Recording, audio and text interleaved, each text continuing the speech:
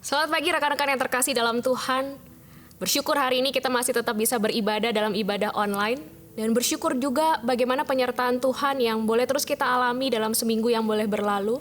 Dalam baik keadaan suka, dalam keadaan duka. Kita tetap bisa melihat akan kebaikan Tuhan dalam setiap kehidupan kita. Mari pada saat ini saya mengajak setiap kita untuk memfokuskan pikiran kita, hati kita.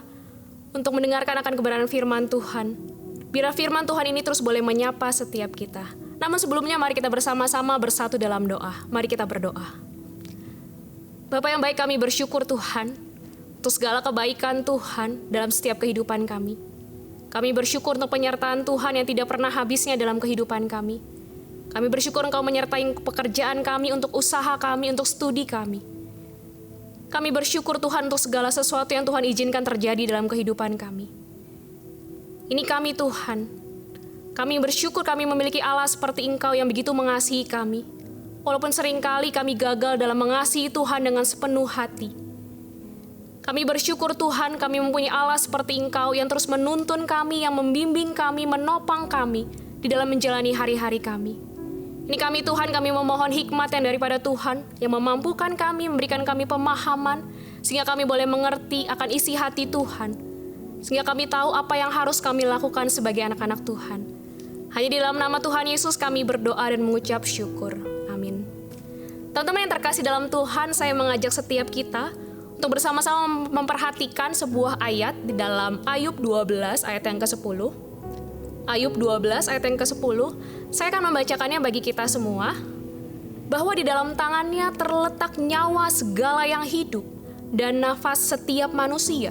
Di dalam terjemahan lain, dalam terjemahan bahasa Indonesia sehari-hari dikatakan, Dia mengatur hidup segala makhluk yang ada, Dia berkuasa atas nyawa setiap manusia.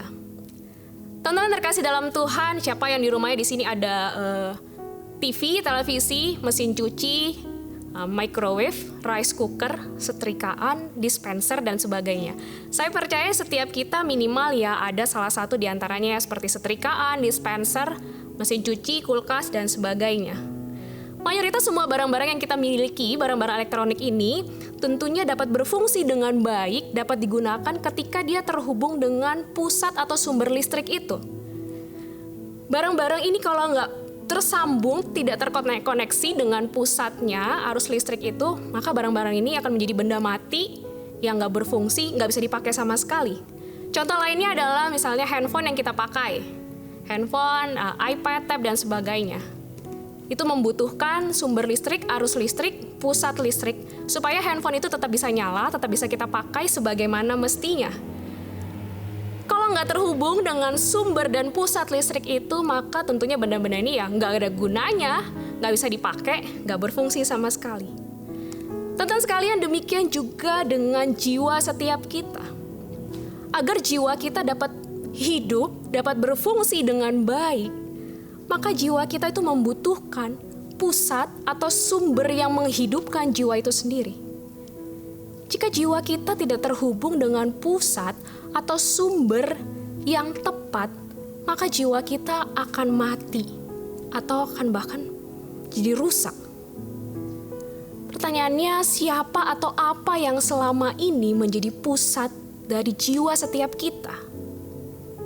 Apakah segala sesuatu yang ada di outer life kita, hal-hal lahiriah kita, itu yang kita jadikan pusat dari kehidupan jiwa kita? Teman-teman, Allah itu menjadi satu-satunya sumber yang mampu memenuhi kebutuhan jiwa kita yang terdalam. Mengapa jiwa kita membutuhkan Tuhan sebagai pusat dari kehidupan atau jiwa setiap kita? Dan apa yang terjadi jika jiwa kita tidak terkoneksi atau tidak terhubung dengan pusat yang tepat, dengan sumber yang tepat, yaitu Allah sendiri? Teman-teman, saya mengajak setiap kita untuk melihat dampak atau ciri-ciri orang-orang yang hidupnya atau jiwanya tidak berpusat kepada Tuhan. Ada beberapa hal yang mesti kita lihat dan perhatikan ya.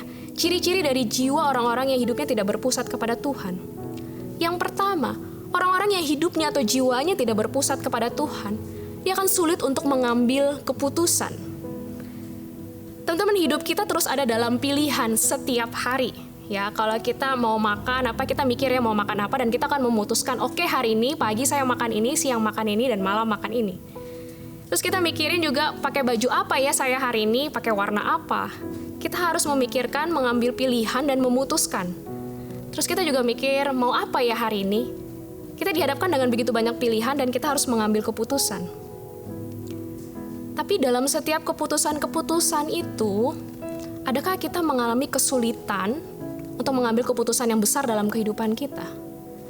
Orang-orang yang hidupnya tidak berpusat kepada Tuhan akan selalu takut untuk melangkah mengambil keputusan-keputusan besar, akan selalu bimbang dan ragu untuk mengambil keputusan-keputusan yang besar dalam kehidupan dia.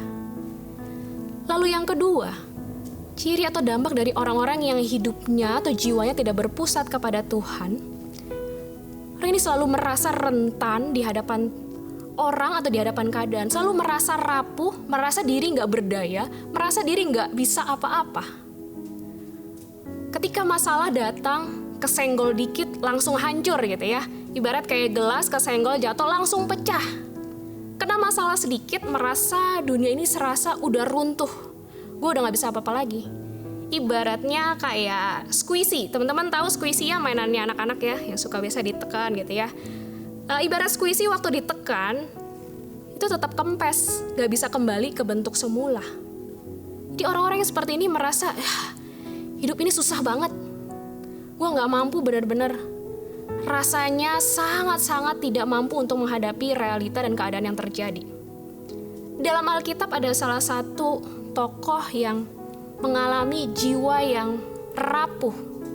Dalam 1 Raja-Raja 19, di sini dikatakan bahwa jiwa Elia gentar oleh ancaman Isabel.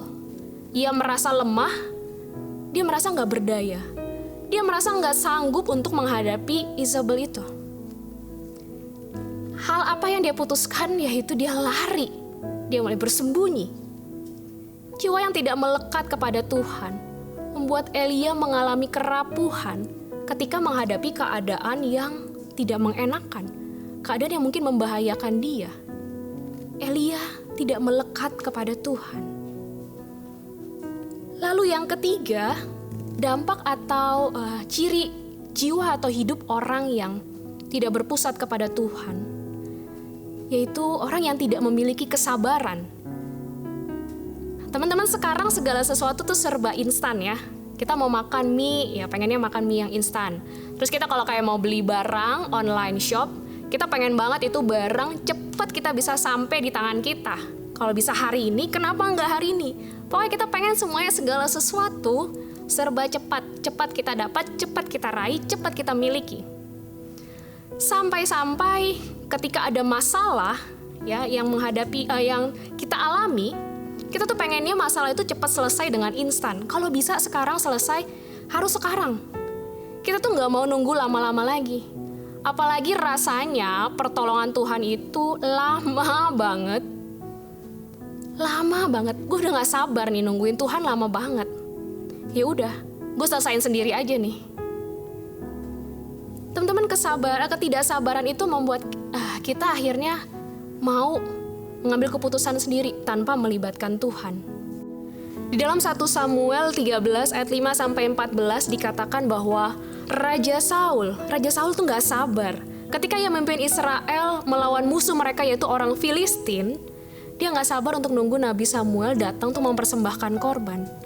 Ketidaksabaran ini membuat dia mengambil satu tindakan, mengambil solusi sendiri, yaitu dengan mempersembahkan korban sendiri. Tindakan yang dilakukan oleh Saul ini merupakan tindakan yang tidak diperkenan oleh Tuhan. Karena yang berhak untuk mempersembahkan korban persembahan itu adalah Nabi Samuel, orang yang sudah ditentukan oleh Allah itu sendiri. Ketidaksabaran oleh Saul ini membuat relasi dia, membuat perjanjian dia dengan Allah menjadi rusak. Bahkan lebih daripada itu, membuat jiwa dia turut menjadi rusak.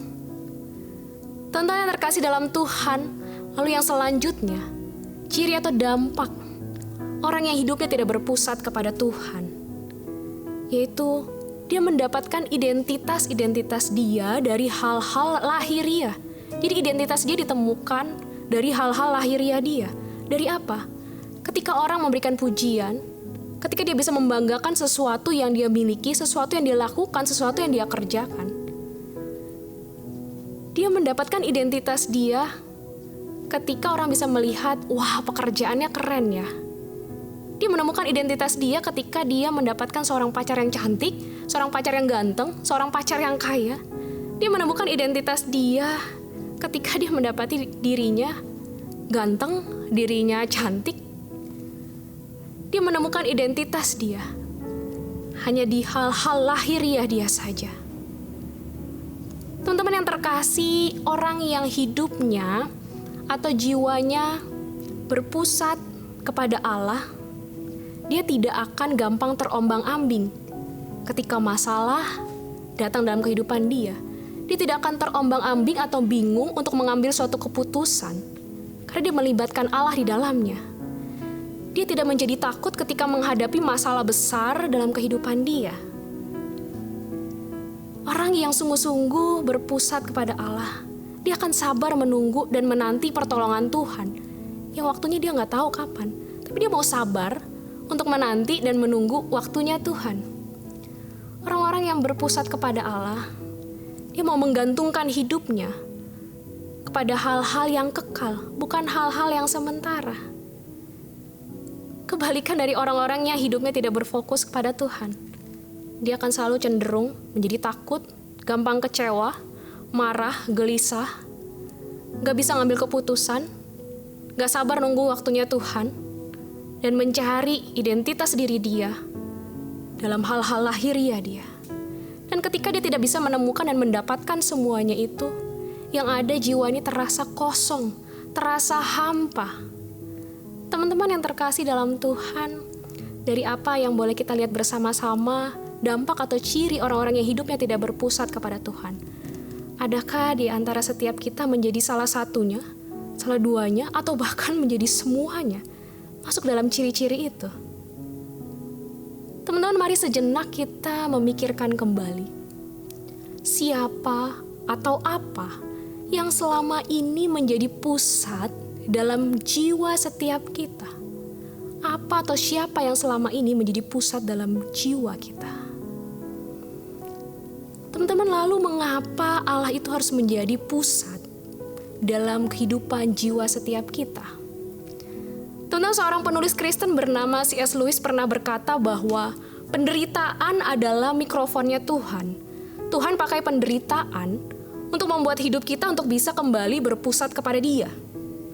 Ya, memang kita harus setuju kalau tidak ada cara lain yang mampu untuk memperlihatkan siapa diri kita sesungguhnya di hadapan Tuhan selain dari penderitaan. Berbicara mengenai penderitaan, maka kita akan teringat dengan salah satu tokoh di Alkitab yang tentunya sangat terkenal dan cukup familiar dengan kisah-kisah kehidupan dia. Tokoh yang sangat dekat dengan penderitaan yang begitu besar, penderitaan yang begitu dalam. Kita akan teringat dengan seorang yang bernama Ayub. Kita melihat bagaimana kisah kehidupan Ayub. Dalam Ayub 1 dikatakan Ayub adalah seorang yang jujur, orang yang taat, orang yang takut akan Tuhan, orang yang menjauhi diri dari hal-hal yang jahat. Hidupnya sepenuhnya untuk Tuhan. Teman-teman, Tuhan mengizinkan Ayub mengalami keterhilangan. Ia keterhilangannya benda, harta benda, hal-hal materi. Semuanya lenyap. Gak cuma itu doang, dia juga harus kehilangan anak-anak yang dia kasihi. Terlebih daripada itu, dia harus mengalami penyakit yang menyakitkan bagi dia. Sekujur tubuh dia penuh dengan bara yang semakin membusuk. Bahkan dia harus mengambil pecahan beling untuk menggaruk-garuk seluruh tubuhnya, saking sakitnya, saking perihnya, saking gatalnya. Tidak hanya itu yang dialami oleh Ayub. Malahan istrinya bukannya memberikan penguatan, bukannya merawat Ayub, tapi istrinya malah berkata, "Masihkah engkau mau bertekun dalam kesalehanmu? Kamu gak lihat apa yang terjadi dalam kehidupan keluarga kita?" Bahkan sahabat-sahabat dari Ayub sendiri bukannya memberikan dukungan, tapi mengeluarkan kalimat-kalimat atau kata-kata yang kurang bijak. Rasa-rasanya penderitaan ini sangat berat. Saya rasa sebagai manusia, Ayub juga mengalami perasaan-perasaan yang sedih, kecewa, kesal, atau mungkin bertanya-tanya kepada Tuhan. Tapi Ayub tidak terlalu lama dalam keadaan yang terpuruk. Dia tidak terlalu meratapi akan kepedihan, akan penderitaan yang sedang dia hadapi. Mengapa Ayub bisa segera bangkit dari keadaan jiwa yang terpuruk itu? Karena Ayub memiliki koneksi, hubungan yang melekat kepada Allah. Jiwa Ayub itu melekat kepada pusat yang seharusnya. Jiwa Ayub itu berpusat kepada Tuhan, sehingga membuat dia melihat bahwa hidupnya seluruhnya itu di tangan Allah. Allah yang punya kendali dalam kehidupan dia. Jiwa yang melekat ini membuat Ayub bisa memaknai penderitaan dan masalah dengan tepat, yaitu dari perspektifnya Tuhan. Bahkan di dalam Ayub 12 ayat yang ke-10, Ayub mengakui bahwa Allah adalah pemilik jiwanya, Allah yang berkuasa atas jiwanya. Allah adalah pusat bagi jiwanya. Jiwa yang berpusat kepada Allah selalu tahu bahwa ia memiliki Bapa surgawi yang akan mendekap ketika dalam penderitaan, yang akan mendekapnya ketika dalam ketakutan, yang akan mendekapnya ketika dalam kecemasan. Jiwa yang tidak melekat dengan Tuhan, itu jiwa yang tidak terhubung dengan pusat itu. Sama seperti ikan yang terdampar di tepi sungai yang memberi kehidupan. Pada akhirnya, jiwa yang tidak melekat kepada Tuhan akan sama seperti ikan yang terdampar di tepi sungai itu. Jiwa itu akan mati. Jiwa itu akan terputus dari pusat yang seharusnya, yaitu Allah itu sendiri. Jiwa kita diciptakan oleh Allah, untuk Allah, dan jiwa kita diciptakan untuk memerlukan Allah. Tanpa Allah kita tidak mampu memenuhi kebutuhan jiwa kita yang terdalam. Hanya Allah yang mampu memenuhi kebutuhan jiwa setiap kita yang paling dalam. Teman-teman, bagaimana dengan kondisi jiwa kita saat ini? Adakah jiwa kita mulai terasa jauh dari pusatnya, yaitu Allah itu sendiri? Ketika jiwa kita mulai terasa jauh dari pusatnya, yaitu Allah itu sendiri, mari berserulah kepada Allah. Jiwaku haus kepada Allah yang hidup. Mari melekatkan jiwa kita kepada Allah. Seperti pemazmur yang mengungkapkan jiwa yang merindukan Allah. Dalam Mazmur 63 ayat yang kedua dikatakan, Ya Allah, Engkaulah Allahku. Aku mencari Engkau. Jiwaku haus kepadamu. Tubuhku rindu kepadamu. Seperti tanah yang kering dan tandus, tiada berair. John Ortberg di dalam bukunya mengatakan, agar jiwa kita menjadi sehat, ia perlu bersama-sama dengan Tuhan. Jiwa kita ini dibuat untuk berjalan dengan Tuhan. Jiwa ini akan menjadi hidup ketika ia berpusat kepada Tuhan. Banyak hal yang memperebutkan posisi utama dalam kehidupan kita. Tetapi hanya Yesus yang layak menjadi pusat dari jiwa setiap kita. Ketika kita berpusat kepadanya, kita menemukan diri kita bersandar kepadanya. Kita akan terus-menerus mengalami kekaguman dan keajaiban atas pekerjaannya di dunia. Dan kita berpartisipasi dengan dia dalam pekerjaannya, mengumpulkan segala sesuatu untuk kemuliaan bagi Allah. Mari kita menempatkan jiwa kita hari demi hari di dalam tangan Tuhan, di dalam hadirat Tuhan, di dalam pemeliharaan Tuhan. Mari kita tempatkan jiwa kita dalam pemeliharaan Allah itu sendiri. Melalui apa? Melalui waktu doa kita, melalui perenungan kita, melalui pertemuan komit kita bisa pakai untuk menjadi satu sarana membuat jiwa kita semakin melekat kepada Tuhan. Biarlah kita terus memiliki jiwa yang terkoneksi, yang tersambung kepada pusat dari jiwa kita itu adalah Allah itu sendiri. Adakah sampai saat ini situasi-situasi atau hal-hal yang menghambat hubungan jiwa setiap kita kepada Tuhan sebagai pusat jiwa kita? Apa yang bisa kita lakukan supaya kita tetap bisa menjadikan Tuhan sebagai pusat dari jiwa kita. Kiranya Tuhan yang senantiasa akan menolong dan memampukan kita untuk terus mau berpusat kepada Tuhan, mau berfokus kepada Tuhan dengan segenap hati setiap kita, dengan segenap pikiran kita, dengan setiap perbuatan dan tindakan kita. Allah yang akan memampukan kita, karena Dia Allah yang akan terus berjalan bersama-sama dengan kita. Dia gak akan ninggalin kita. Dia akan terus melangkah bersama-sama dengan setiap kita. Mari kita berdoa. Tuhan, kami bersyukur sekali lagi kami boleh merasakan akan kasih Tuhan yang begitu besar dalam kehidupan kami. Ampuni kami Tuhan jikalau sampai saat ini jiwa kami masih terfokus kepada hal-hal lahiriah kami. Jiwa kami masih terfokus kepada apa yang dunia tawarkan dalam kehidupan kami. Ampuni kami Tuhan, jikalau kami tidak menjadikan Tuhan sepenuhnya sebagai fokus dalam jiwa kami. Ampuni kami Tuhan. Ini kami Tuhan, kami mau menyerahkan hidup kami, jiwa kami sepenuhnya kepada Tuhan. Engkau kiranya sendiri yang boleh menolong kami dan memampukan kami. Kiranya Roh Kudus-Mu yang terus menuntun kami dalam menjalani hari-hari kami, menghadapi kehidupan kami, kehidupan yang tidak mudah yang harus kami jalani. Terima kasih Tuhan, terima kasih untuk perenungan hari ini yang sekali lagi mengingatkan kami, yang sekali lagi menyapa kami. Biar Engkau mendapati setiap kami menjadi anak-anak Tuhan yang sungguh berkenan di hadapan Tuhan. Menjadi anak-anak Tuhan yang terus boleh memuliakan nama Tuhan dan menjadi berkat bagi setiap orang. Terima kasih ya Bapa, hanya dalam nama Tuhan Yesus kami berdoa dan mengucap syukur. Amin. Teman-teman yang kasih dalam Tuhan, mari kita mau mengakhiri ibadah ini. Mari kita arahkan hati kita kepada Tuhan untuk menerima berkat-Nya. Tuhan memberkati engkau dan melindungi engkau. Tuhan menyinari engkau dengan wajah-Nya dan memberi engkau kasih karunia. Tuhan menghadapkan wajah-Nya kepadamu dan memberi engkau damai sejahtera. Amin.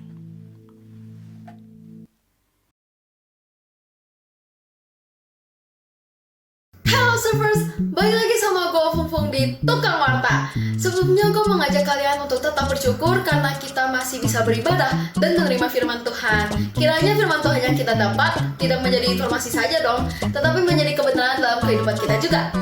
Di sini gue nggak sendirian, dan di sini gue ditemenin sama teman gue.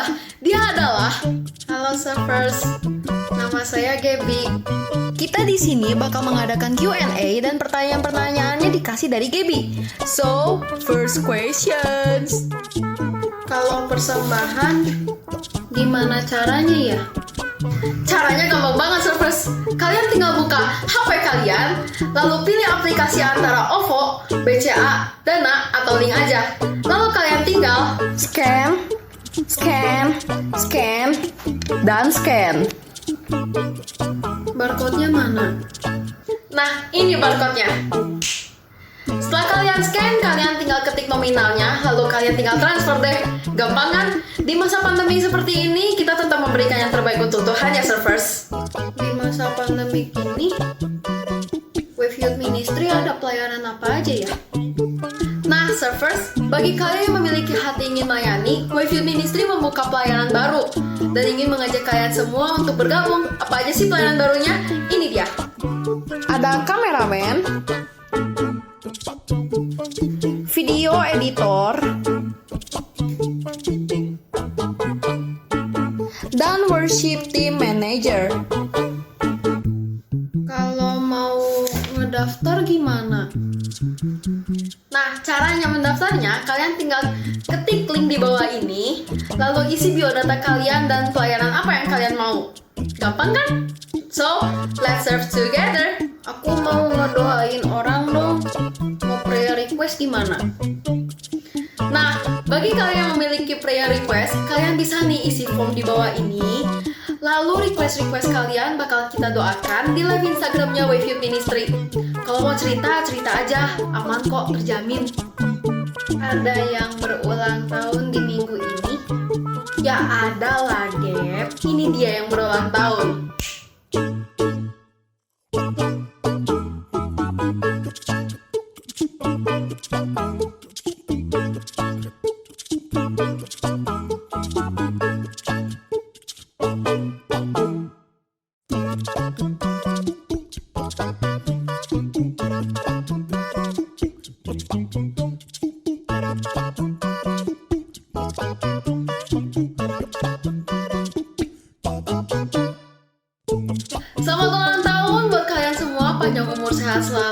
dan God bless you. Nah, surfers, jangan lupa untuk tetap stay connected dengan komit kalian di komit online, dan segala kegiatan di Wave Youth Ministry dapat kalian akses di Instagramnya @waveyouthministry dan @youth1wave. So, stay updated ya guys. Gap, ada yang mau bilang lagi nggak ke surfers? Jangan lupa minggu depan kebaktian online jam 9 di YouTube-nya Wave Youth Ministry ya. See you next week. Happy Sunday surfers. God bless you.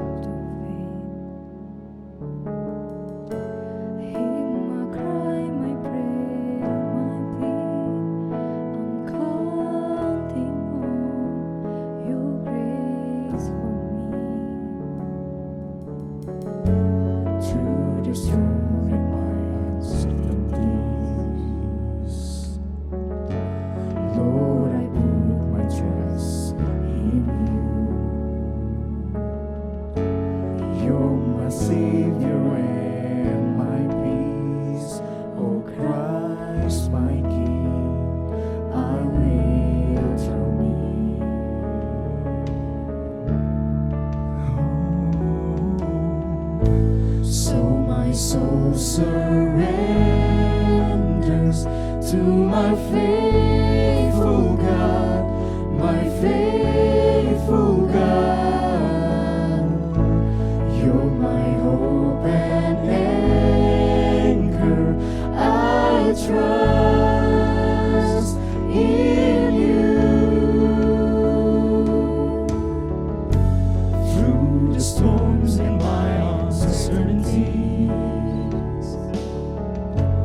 Lord, I put my trust in you. You're my Savior and my peace. Oh Christ, my King, I will draw near. Oh, so my soul surrenders to my faithful God, my faithful God. You're my hope and anchor.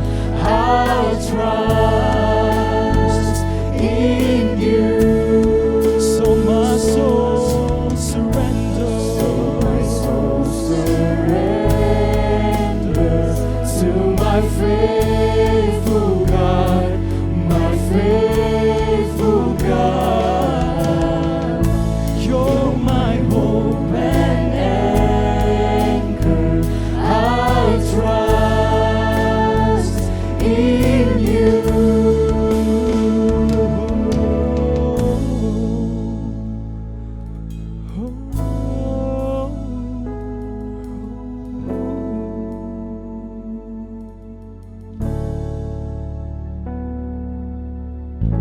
Jesus, you're my hope, you're my anchor.